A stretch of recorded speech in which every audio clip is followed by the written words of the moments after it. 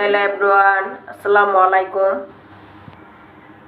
আজকে আমি জালি কুমড়ার শাক ভাজি করব। এখন আমি এগুলো আগে থেকে আমি কেটে কুটে রেখেছি। এখন আমি এগুলো ধুয়ে ভালো করে পরিষ্কার করে নিব। শাকটা কিন্তু ভালো করে ধুয়ে আমি পরিষ্কার করে নিয়েছি। এখন চুলাতে একটা কড়াই দিয়ে দিয়েছি।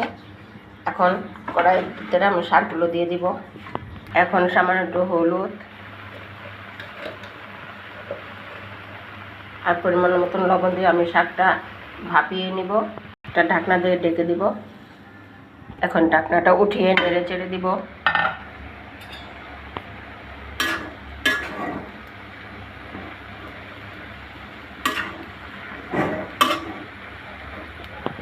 আবার 1 মিনিটের জন্য ঢেকে দিব।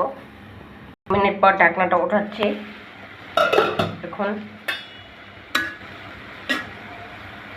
শাকটা কিন্তু সবুজই রয়েছে, ডাঁটাটা সিদ্ধ হয়ে গেছে। আমার শাকটা কিন্তু ভাপানো শেষ। এখন আমি নামিয়ে নিব। চুলাতে একটা ফ্রাই প্যান বসিয়ে দিয়েছি। কড়াইটা গরম হলে দিয়ে দিব সয়াবিন তেল পরিমাণ মতন।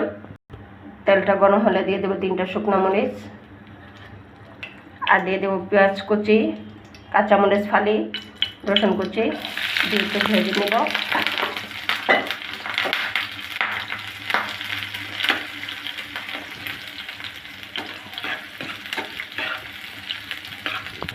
পেঁয়াজ আর রসুনটা এরকম গোল্ডেন কালার হয়ে গেলে দিয়ে দেবো আমি শাক।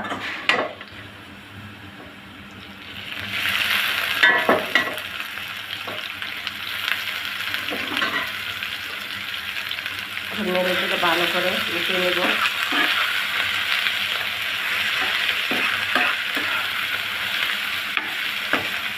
এখন আমি নেড়ে চেড়ে 2 মিনিট ভেজে নিব।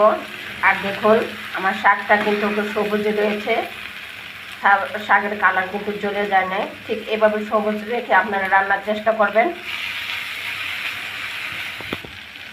দেখুন 2 মিনিট ধরে আমি নেড়ে চেড়ে শাকটা ভাজি করে নিয়েছি। এখন নামিয়ে নিব। হয়ে গেল আমার জালি কুমড়ার শাক ভাজি। আপনারা ঠিক এইভাবে সবুজ রেখে শাকটা ভাজি করার চেষ্টা করবেন। অনেকে শাক রান্না করতে গেলে শাকের কালারটা নষ্ট করে ফেলে। যদি ভিডিওটা ভালো লাগে লাইক কমেন্ট এবং শেয়ার করে দিবেন, চ্যানেলটা সাবস্ক্রাইব করে দিবেন। আজকে এ পর্যন্ত, আল্লাহ হাফেজ।